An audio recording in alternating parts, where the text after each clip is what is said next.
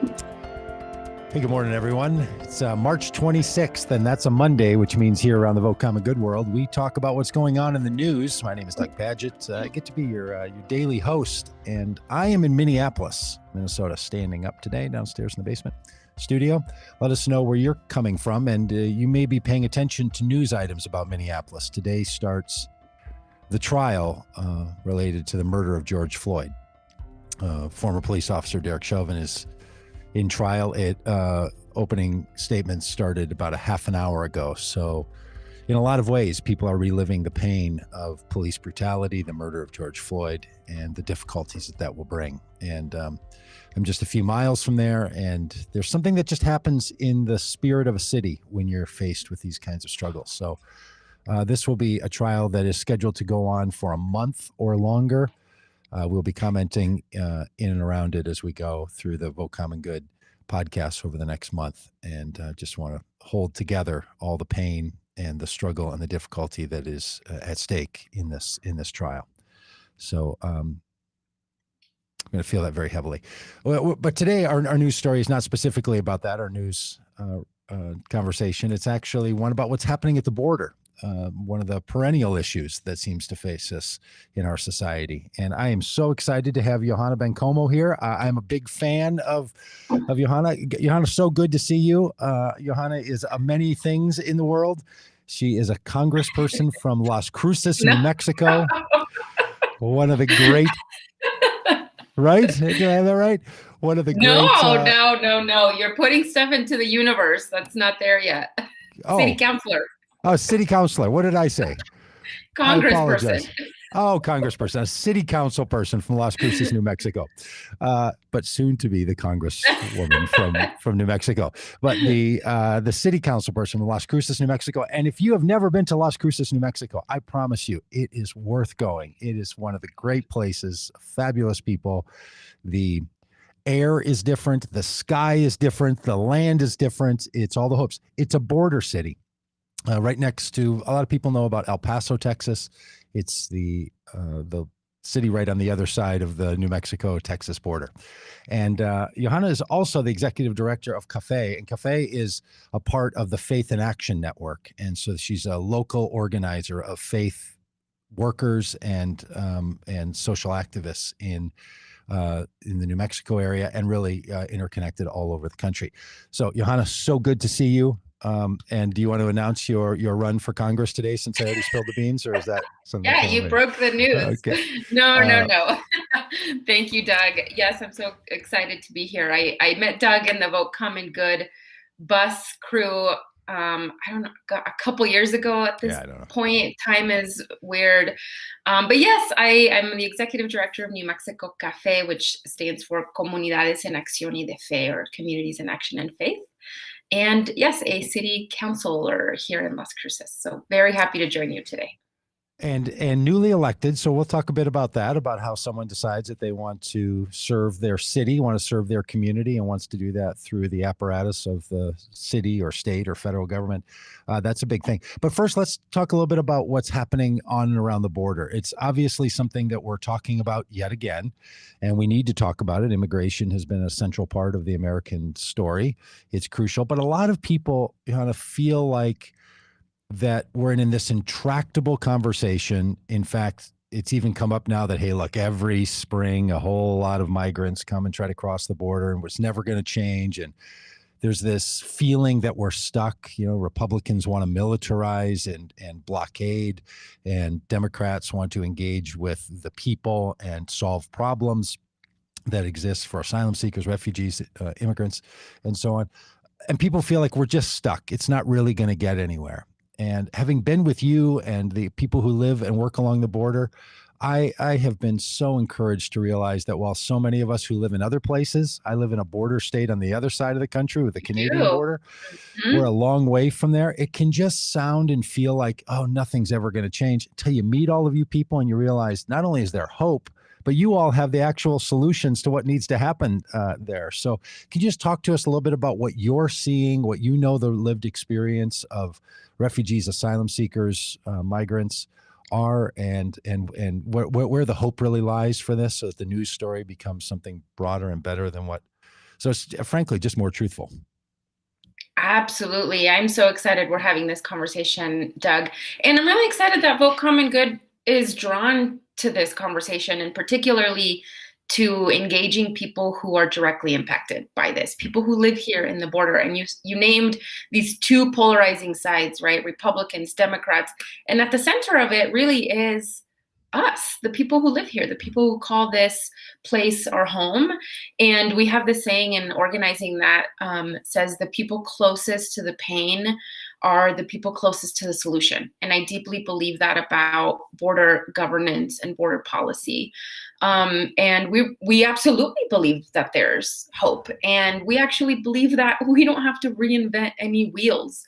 Borders exist all over this world. There's some places that do borders way better than the United States, and frankly, even Mexico. But this is where I live. This is where we live. This is my reality. And, for a really long time, Doug, the strategy in Congress in Washington, D.C. has, number one, been to ignore us at the border, right? To not consult with us.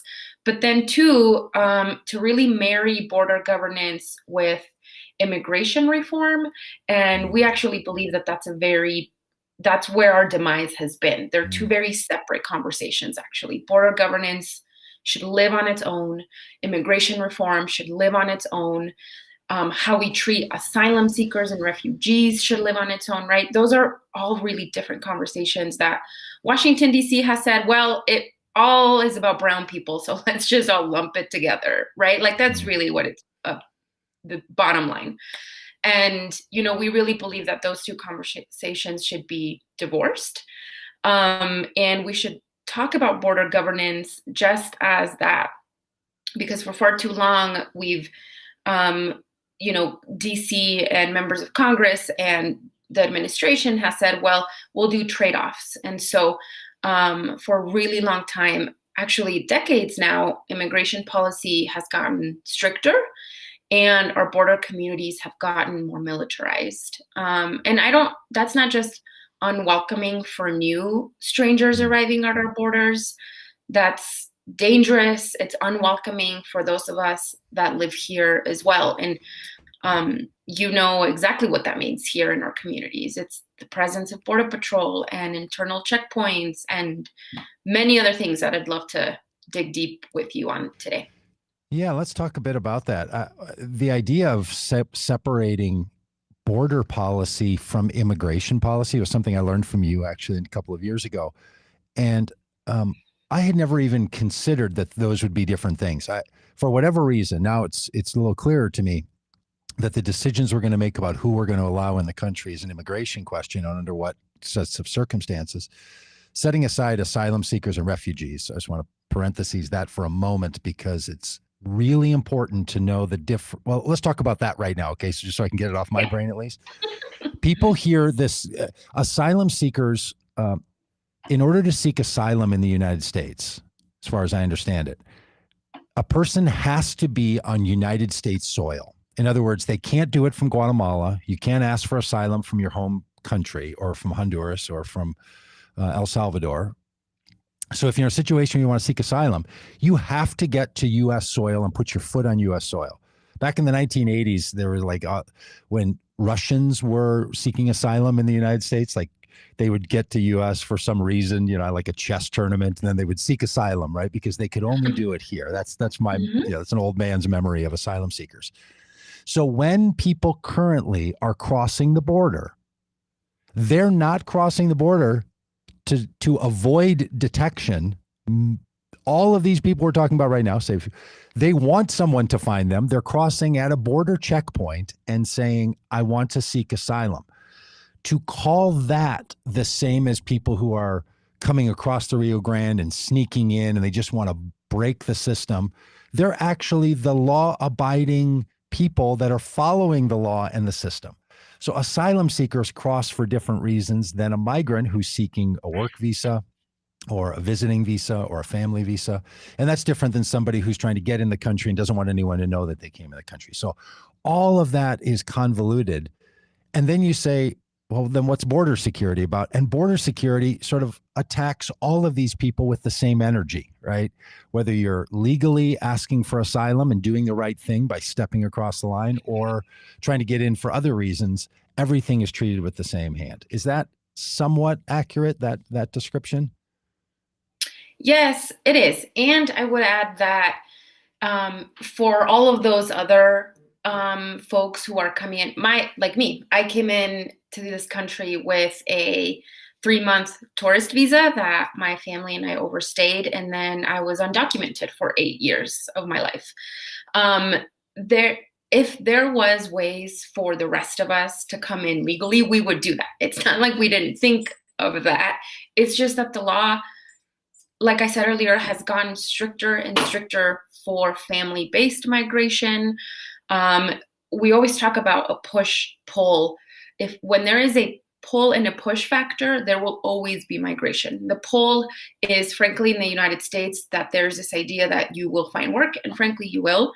And then the push factor is that the economies, the human rights abuses in our home countries are often pushing us out of our communities. In places like what we're seeing right now with asylum seekers, in places like Central America, the human rights abuses, the frankly civil war, the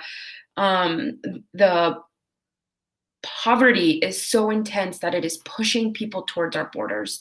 And they're literally knocking on our door saying, please help us, please help me and my family, please help my children. And so then what we do with border policy is we say, you know what, we're not going to frankly welcome anybody in a friendly manner or in an easy, accessible manner, like many other borders across the world. And we push people to dangerous parts of the desert. We push people in desperation to cross between ports of entry. We force people to do desperate things like climb walls and try to cross undetected to some of the most dangerous parts of the Sonoran and Chihuahuan Desert. And so what we are doing is creating like this entire basically shadow culture where people are having to do certain things to try to get here and find a better life. And then that's not even, Doug, we haven't even talked about the 11 million undocumented Americans that live in the United States, that have lived in the United States for decades, that have roots here, that have children, maybe even grandchildren, that have businesses, that have set roots in their communities. Border policy doesn't address any of them. Yeah. It's really, that your comments about if there was a line, we would get in the line. I'm putting words in your mouth, but there is no line. That's shocking news to people. They don't know. Someone named Shafa in our comments is saying that she's also seeking asylum. She's had an asylum case open since 2015 and is still waiting for a hearing.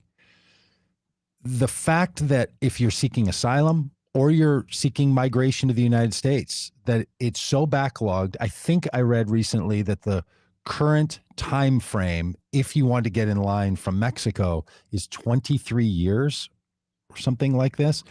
And then that line's not even really definable. It's if people have felt the frustration of trying to get the vaccine and they're like, I don't even know where to go, or I don't even know if I'm on a list. Imagine that your life is that you're trying to live in another country. Maybe you have family members, or maybe you have reasons that you want to live there. Maybe it's for your own safety. And you're basically told you can't come in and there's no legal way for you to get in line. The line doesn't exist. You can't. So when people say, well, folks are jumping the line or they're cheating the system, we've created a situation where we want immigrants in this country. We need immigration in this country. And yet we can't seem to create a process by which people can immigrate to the United States, let alone seek asylum or be cared for as a refugee if they're seeking those kinds of status. This has only been amplified, because of COVID, and then because of the Trump administration's basically stop taking in refugees and asylum seekers from anywhere in the world approach. But frankly, across the board, our system has not created a mechanism by which people can comfortably and naturally immigrate and migrate. What I know you don't have all the power to fix all this yet, but what is the answer to this? Like, is it to increase immigration numbers so that we would go from letting in, a few 100,000 a year to numbers of millions? Is it hiring more people to run the system? Is it all of the things that people raise? What do you think the answer to this is? Yeah, I actually think it's a little bit of all of that. And I think what the United States needs to realize is that we have had a hand in creating economic turmoil and political turmoil in many countries, many third world countries, particularly like Central America. And so we are now facing the backlash of all of that, which has been mass migration. NAFTA created mass migration out of Mexico in the 1990s, which is why my family came here. And then we saw mass migration. And then with mass migration, we saw stricter immigration laws. We saw the creation of the Department of Homeland Security after 9/11. Now we're seeing this mass migration from Central America. And we keep reacting to this issue the same way by making it tougher to come here as opposed to the other way around. And given the realities of climate change, we will start seeing more and more climate refugees and people who are escaping their home countries because climate change has impacted them so severely. And so, and yet the United States is one of the lead contributors to climate change, right? So we are at the forefront of causing demise and not then accepting the people who are being impacted by it. So yeah, I think it's a lot of things. I mean, even in potentially Shafa's case, depending on where they are, here in the El Paso region, that encompasses basically all of New Mexico, I think you have like a 1% chance of your asylum case actually being approved. You go over to the next district, maybe it's an 8% chance, right? So the system is really stacked against people. Like there is really, people say that the system is broken. A lot of us in this work believe that the system is actually working exactly as it was intended. We need cheap labor. We need people to pick our crops and work in our food manufacturers, people who now we've deemed essential because of the pandemic. Yet we are not willing to take a pretty incredible step forward in saying, how do we, number one, help create a pathway for the 11 million undocumented Americans that live here? And number two, how do we clear a path forward by increasing those visa diversities, those visa numbers, by putting more capacity towards the courts? And I don't just mean with more judges, because often we know judges also have biases, but I also mean caseworkers. I mean people who understand trauma, people who will welcome people at our borders that are not law enforcement, that are not Border Patrol or ICE. And so, again, I don't work directly with asylum seekers, but I know a lot of friends that do, that absolutely have the answers. You ask me about immigration reform and about how to not militarize the border, I will tell you exactly how to do that. I will tell you how to use those billions of dollars in our community that have nothing to do with walls and Border Patrol and checkpoints. But the asylum situation is so complex, but there are people who can detangle it for you, and there are people who have the solutions.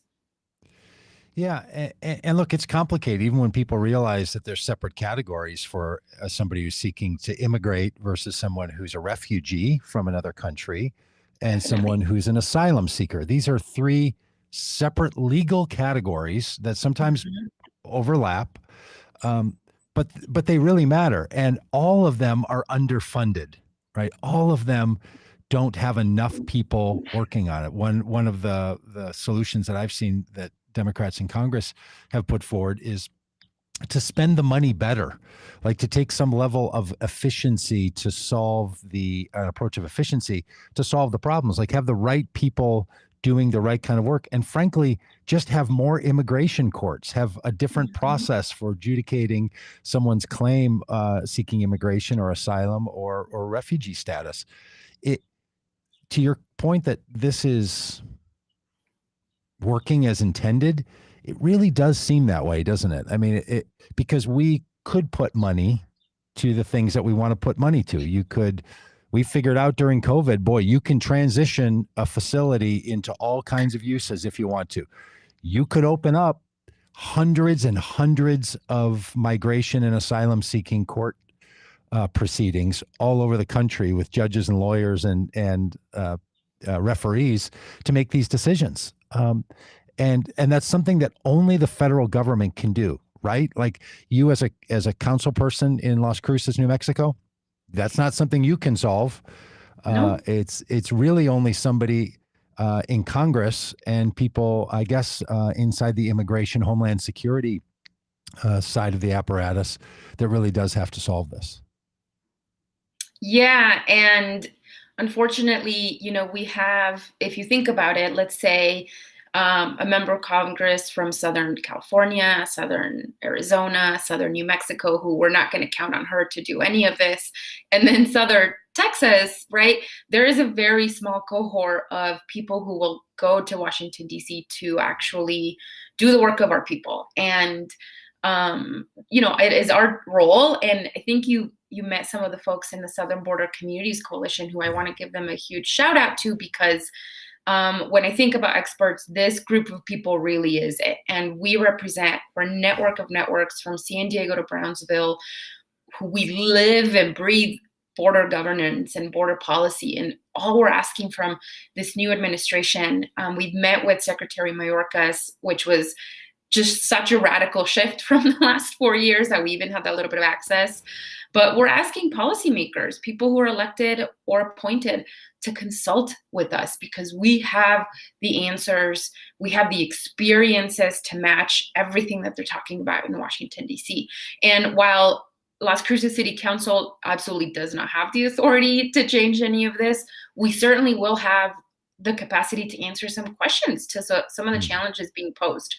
And like I said earlier, right, the Department of Homeland Security is one of the most well-funded agencies in the country. And, they both include Border Patrol, Customs and Border Protection, and then ICE, and they're very well-funded. And so we keep putting dollars towards enforcement as opposed to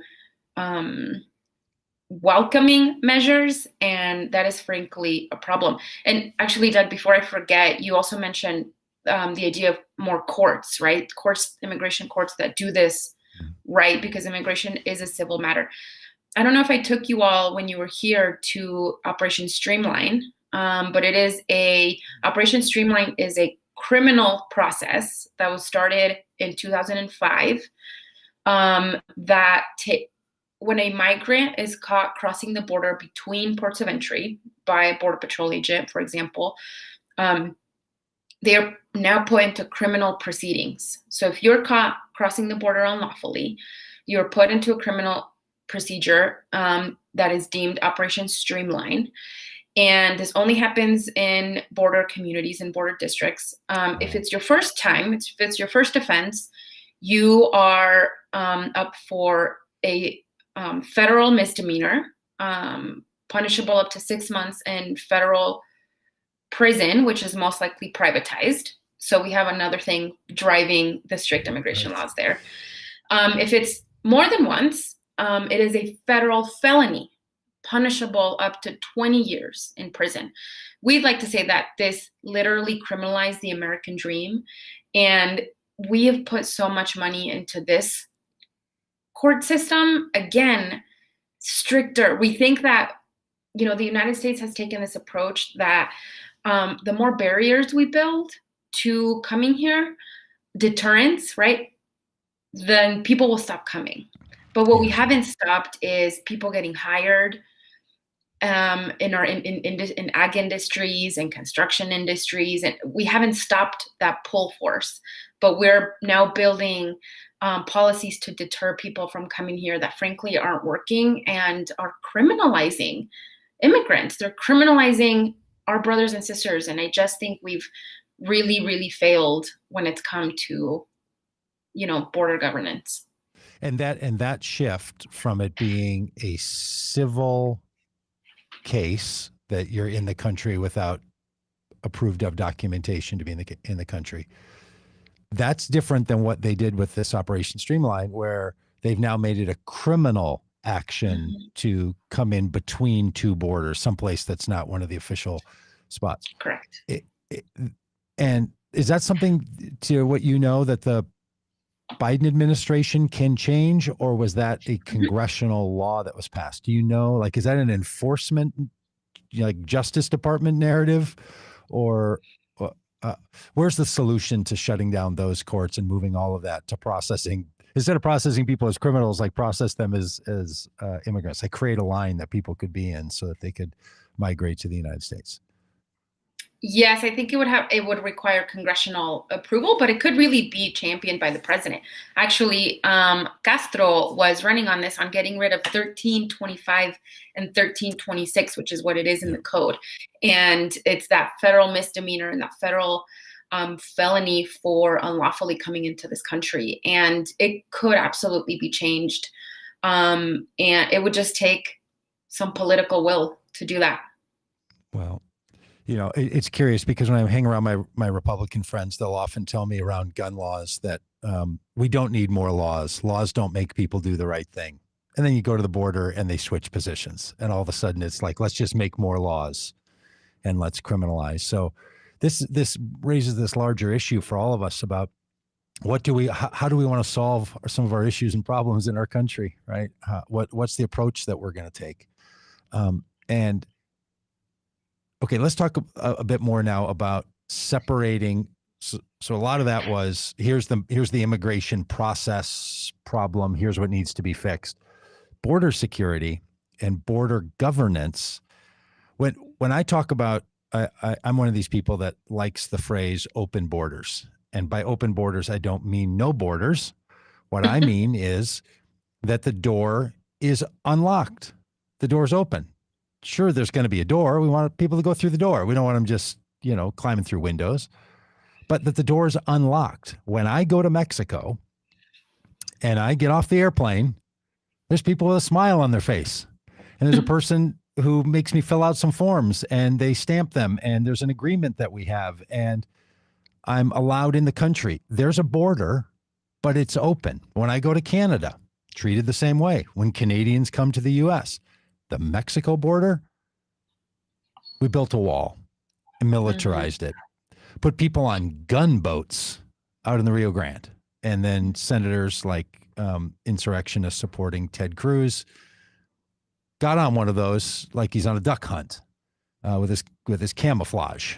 And that whole kabuki theater and that whole dangerous militarization of the situation, that's what is a militarized border. So the issue to me is not closed border versus open borders. I think the competition is open borders versus militarized borders. That what we're dealing with is a militarized force that, frankly, to the people who want there to be less government control in their life, I don't think they like the idea that 100-mile ban all around the United States is actually under the governance of federal agents who can detain anyone, including American citizens, without reason or rationale.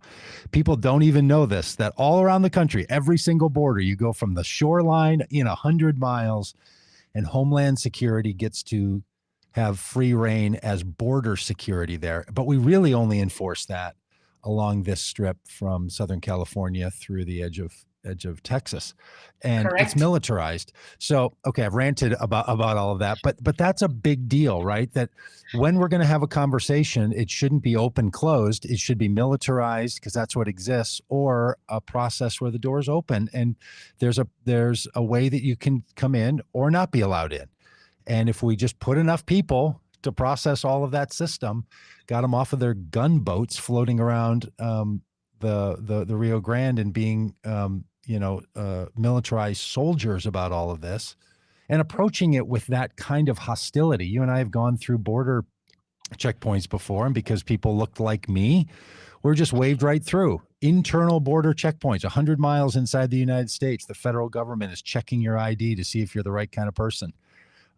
And other people then, are inside of militarized checkpoints inside the United States. Doesn't make sense that we've turned our southern border into militarization. So what's the answer? Because I don't have it. I just have opinions about this, I think. But what do you think the answer is to what a border governance would look like if it's not militarized? And maybe it's not open. I don't want to put open borders in your mouth. That's me. That's the approach that I have. That's you. That's Doug. I didn't say that, everybody.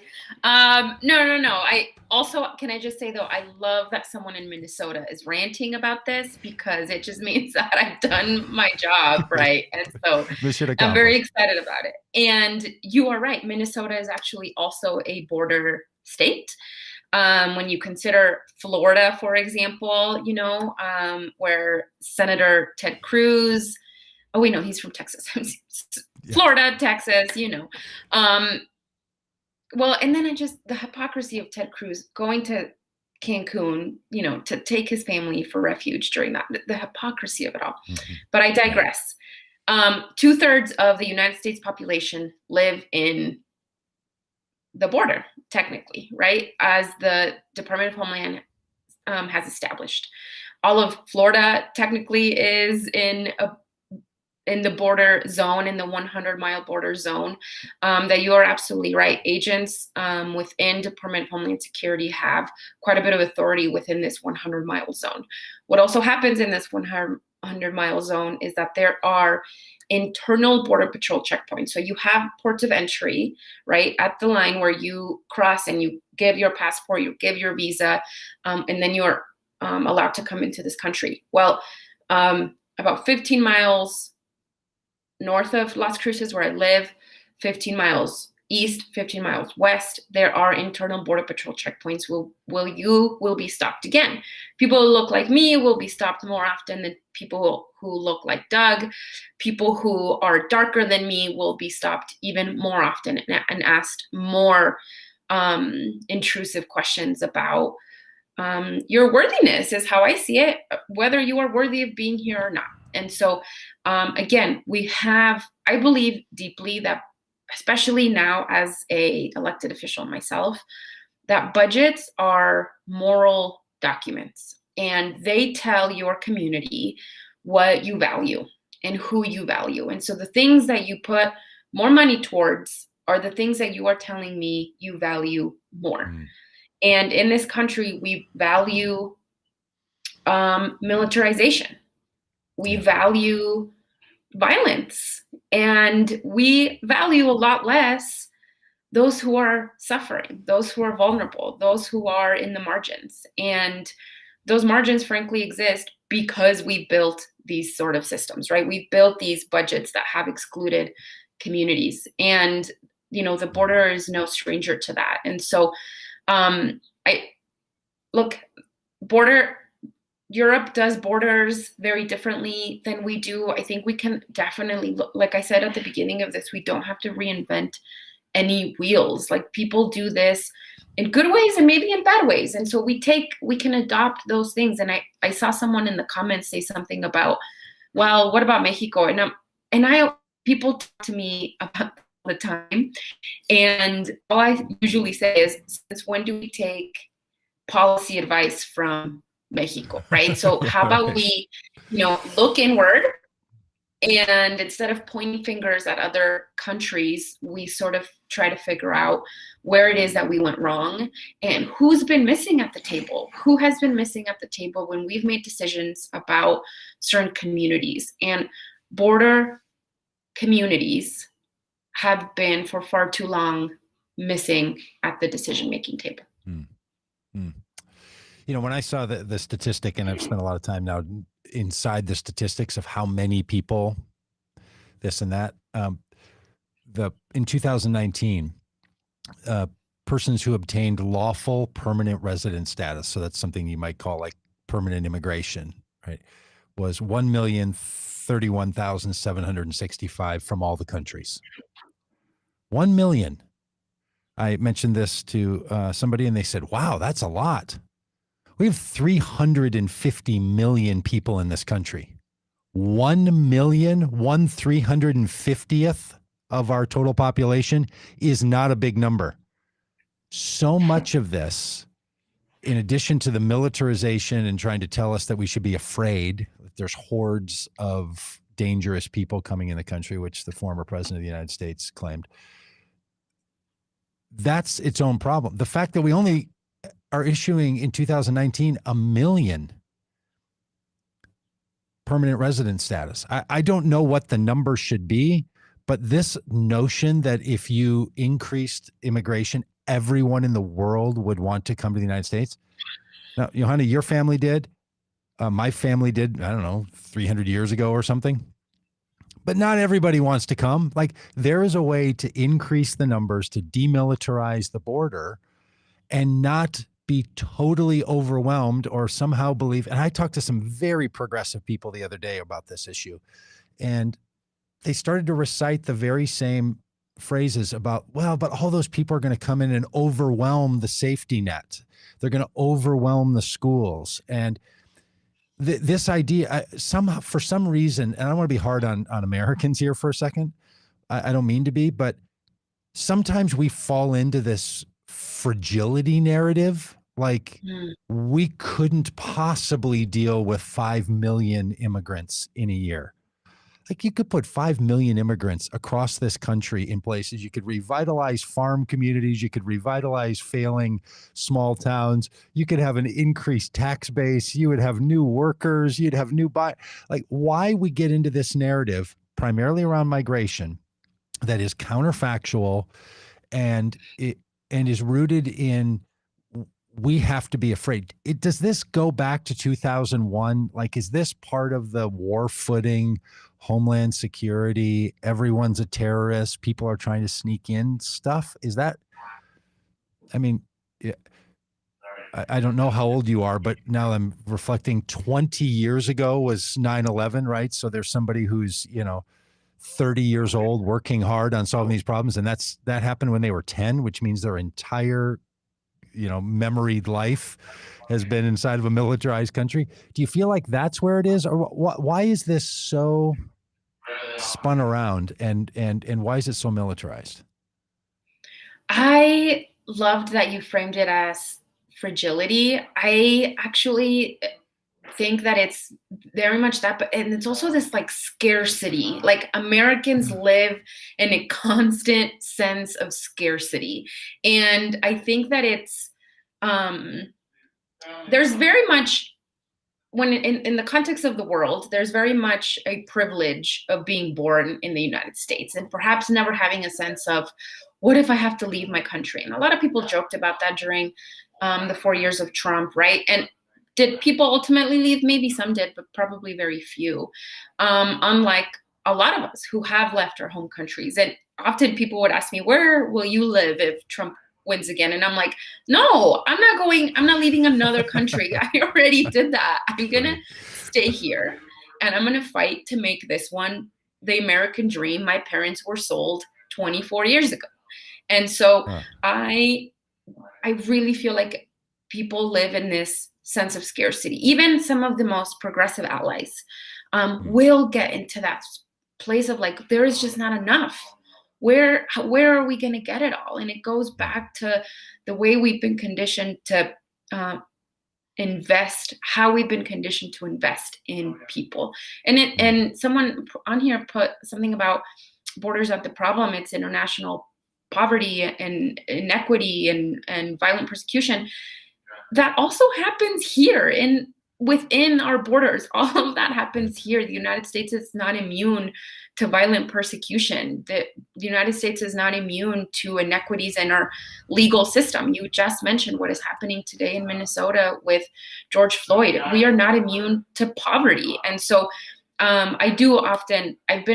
now that I'm 32, I've been reflecting on a lot about the idea of the American dream. And I feel like I'll speak for myself, but I feel like my family was sold a lie about the American dream. But we're here now. And my parents will probably work themselves to the bone, like many other Americans, because that's what we've said the American dream is, right? And we have an economy that you have to prove your worth to it. And I think that breeds this sense of scarcity in the United States. And so I think even for the most well-intentioned people, you just go back to that. And I think it's a really hard thing to try to get rid of within your own personal life, but certainly in policymaking. I think back to the 1980s, which I barely remember, and a big debate between two candidates running for the Republican presidential nomination, Ronald Reagan and George H.W. Bush. So this is before the 1980 election, which Reagan ultimately won. They were having, and there's this famous YouTube video where you can watch this, in one of their debates, they were one-upping one another on who, as a Republican, was going to be better and more inclusive of more immigration in the United States.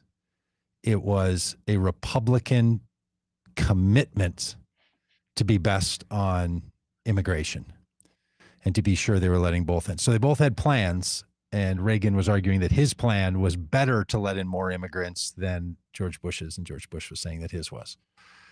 So something changed. Right now in 2021, that seems fanciful. You couldn't even get two Democrats to be arguing with each other about who was going to let in more immigrants, right? We're having a hard time doing a vote count in the Senate for DREAM Act, right? Like, I don't know if there's going to be 10 Republicans to vote in favor of the DREAM Act. The DREAM Act, which 9 years ago, they were in favor of, right? So it tells you that politicians change and parties change, and the commitment. And look, as somebody who works with the identity around voters and what voter identity means, most all of us, we don't pick our positions on every important topic to politics into our civic life. This is much more like buying the combo meal, right? It just comes with a drink and fries. So somebody picks the Republican Party and they just get a bunch of other beliefs that come along with it. Then they spend their time trying to rationalize why Republicans are right, and Democrats do the same thing. So granting that most of us, we're not all that briefed up on all the things that people like us think, or that we even think. But our beliefs have been handed to us politically, religiously, civically, all kinds of things. But every once in a while, we take a look and you realize, oh, the parties have shifted positions. Something has changed. And immigration is one of those. And it's because people ran for office, started to say different things, and then more people started to join them what they're saying. It's actually the way democracy works. We elect new people and they say other things, and pretty soon the belief system starts to shift and change. This is my transition to why you ran for city council member in Las Cruces, New Mexico. And you're among the people who want to change this story so that 30 or 40 years from now, people will look back and say, do you remember when it was like this at the border, when we approached it like this? Like, I'm sure that there's people that you work with all the time who remember when there wasn't a big, obnoxious, ugly, militarized, rusting wall on that border that you and I went to, and you showed us how to look through the slats and look into the eyes and touch the hands of kids living in Mexico and families in Mexico through this obnoxious border, when it used to be basically a small fence and there was connection and commerce and animals could get through, and wildlife and waters and rivers and people, and there was natural flow, and there was a way of living with one another. Then politicians and activists changed it and built walls and bragged about it. Some of them made it their whole thing. You saying that you came to the United States and you feel like this wasn't really the dream we were promised is part of the reason you ran for the city council in Las Cruces, because you want to make this country closer to that dream that you were promised? That is pretty much on the dot, Doug. I actually, part of my stump speech, if you will, was about 24 years ago, my parents made a pretty tough decision to come to the United States. And actually, my dad he was in the United States the last time we saw a pathway to citizenship in the 1980s. And that is how my dad got his green card. Of course, that ended, and it took a really long time for my mom, my little brother, and I to be naturalized. But as maybe a millennial too, I as someone who organizes, who thinks about this all of the time, I've never told my parents that I feel like we were fed a lie with the American dream. I think they would be very angry at me if I ever said that to them. But 24 years later, my dad has children that were born here. He has a granddaughter now. He owns a business. And often I feel like he still feels like a guest in this country. And to me, that's heartbreaking. And I ran for office because I would absolutely like to be part of a group of like-minded people in this country who are trying to restore that. I don't even know if restoring is the right word. Everything I've learned about civil rights in this country and the history, I'm not sure we're trying to restore anything, but I absolutely believe that we can build something new. And the minute that I stop believing that is the minute I should stop organizing, and probably the minute I should retire from politics, because I feel like it's actually really hard to be an activist or an organizer. It takes a lot of political imagination and creativity to believe that we can create something new. And I absolutely deeply believe that. And you know what? Federal, national politics are gross sometimes, right? Mm-hmm. They're nasty and ugly.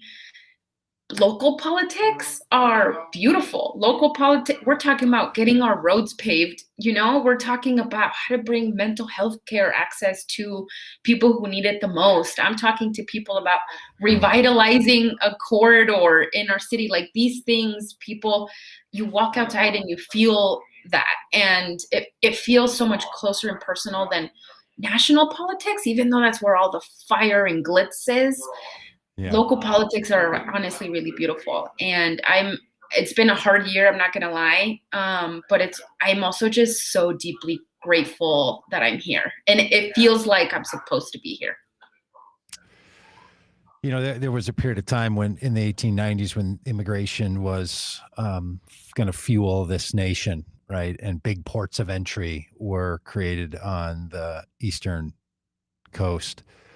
And there was even a statue representing liberty that was put up, with that famous quote poem on it that includes the phrase, "Give me your tired, your poor, your huddled masses yearning to breathe free, the wretched refuse of your teeming shore. Send these, the homeless, tempest tossed to me. I lift my lamp beside the golden door."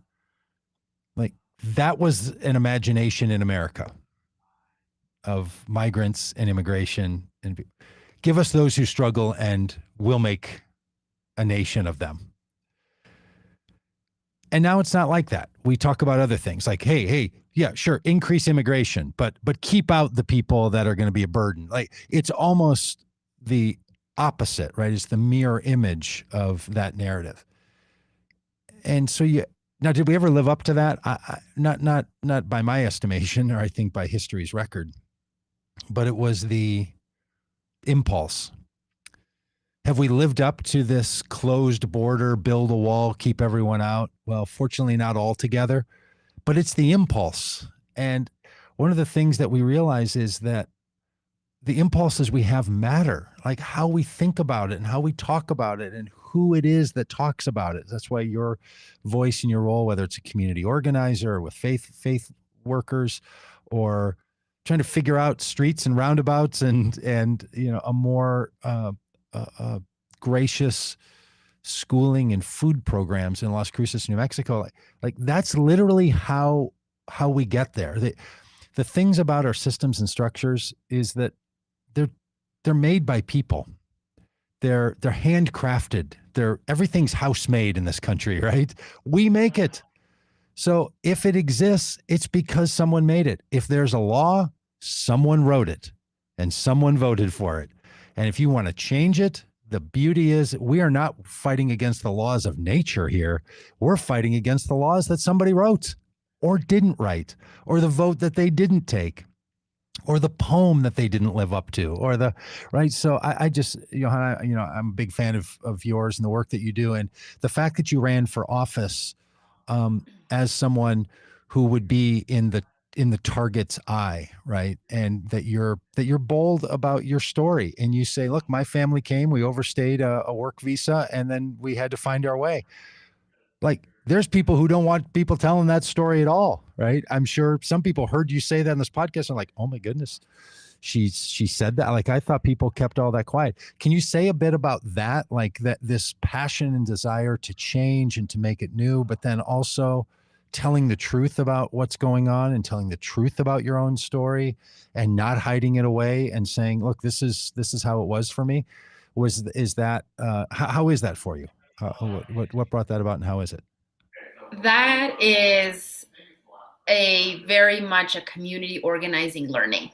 In community organizing, it is absolutely about our lived experience and our truth and our story of self. And often we say,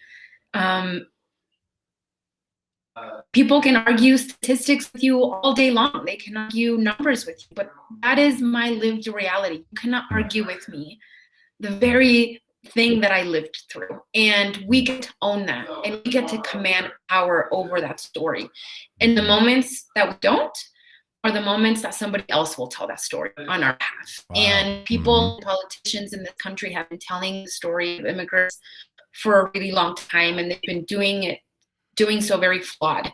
And we've created a deserving immigrant and an undeserving immigrant. And part of sharing my story is breaking that dominant narrative that exists about who we are as people. And I would argue that everyone who's lived in the margins at one point, if we tell that story more and more, we actually make it a societal problem. Poverty is a perfect example. That dominant narratives exist about poor folks all over this country. How we talk about poor people is so awful.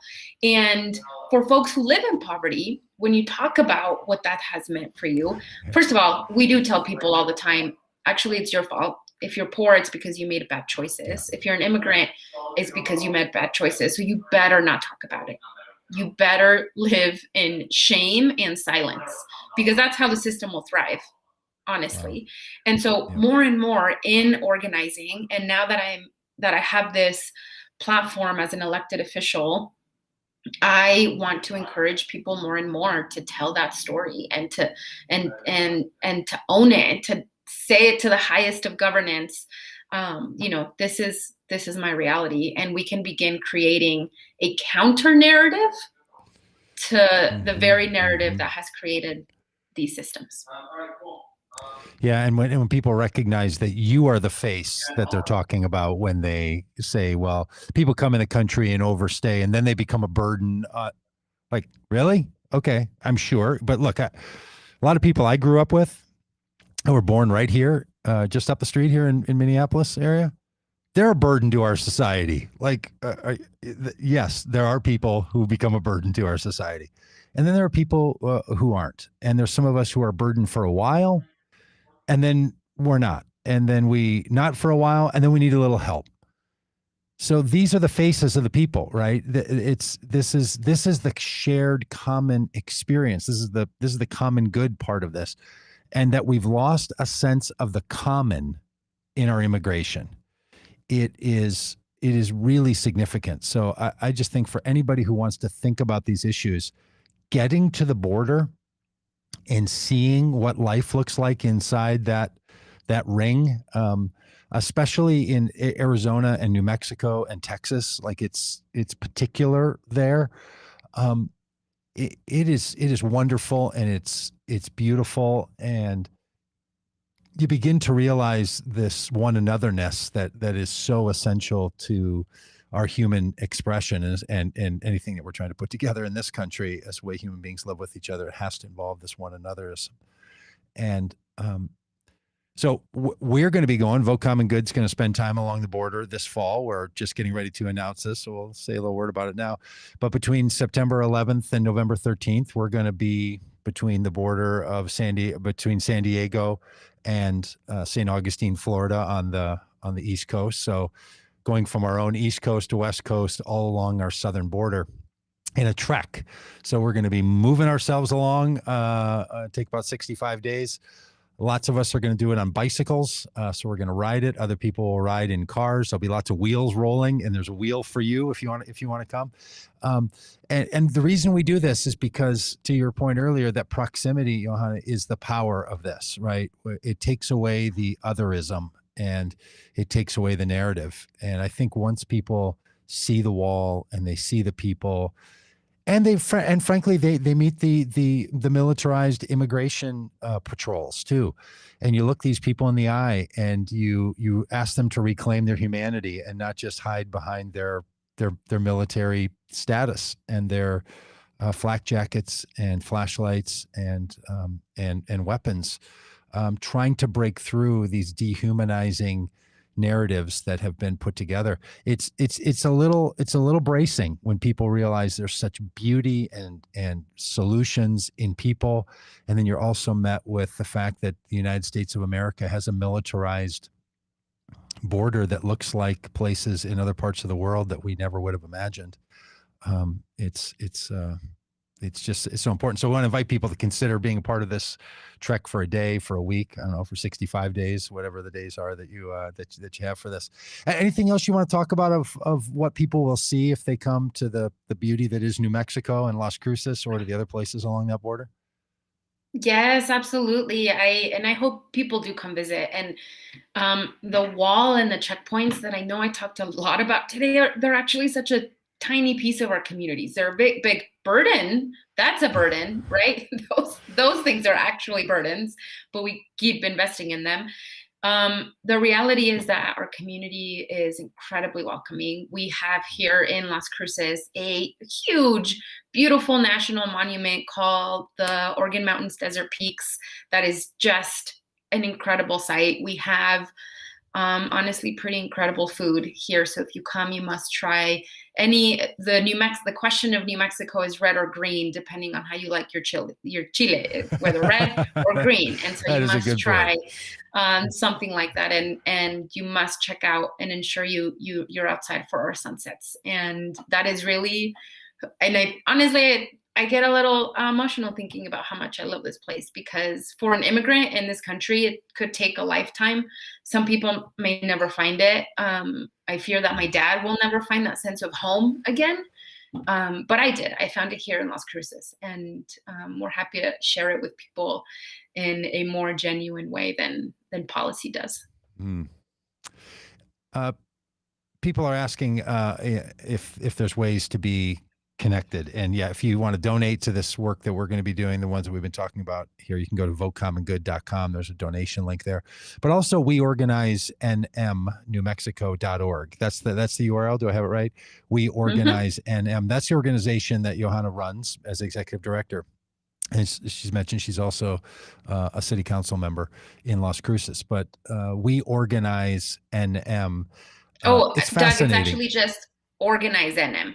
www.organizenm.org. Thank you. That's a place for you to see what they're doing, to get connected, to find this beautiful story of what's happening. So, Johana, so good to see you. Say hi to all the good people. I know this is a difficult question to end on, but are you a red or green chili person when you're ordering your New Mexican food? To be really honest with you, a lot of people would tell you Christmas, which is the combination, but I'm red. I'm red all the way. Oh, okay. Well, we'll stay friends. I'm green, but okay. So we'll solve that salsa battle, that chili battle, another time. So if you have a chance, anyone, to get to New Mexico, do it. When you do, find the city councilwoman from Las Cruces and say hello. And thanks for being with us here. We talk about news on Mondays. On Tuesday, it's politics. So join us on Tuesday. Rob Ryerson and I lead that conversation. On Wednesday, we're joined by 3 other pastors and myself, Laura Truax, Stephanie Spalding, Dominique Gilliard, and we talk about faith. How can we find a common good faith? We pick up particular issues on Thursday that matter in our society, kind of big framed issues. And then we talk science and economics on Fridays.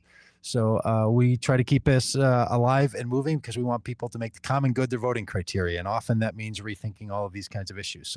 So good to have Johana on today. Thanks for being with us. And if you haven't subscribed to the podcast because you watch online, head over and subscribe to the podcast wherever you do that. And if you're new to podcasting or you don't, when people say things like all the podcast apps and you don't know what that means, you can just go to votecommongood.com/podcast and we walk you through all of it so you can see it there. And if you listen to this on the podcast version and you're still listening now and haven't moved on to another one while we're at the end credits, thanks for listening. We really appreciate it. Send us a note sometime over at podcast@votecommongood.com. Let us know you listen and, like it and share it and do all the rest of that. So Johana, again, thank you for being with us today, and everybody will see you tomorrow. Thank you.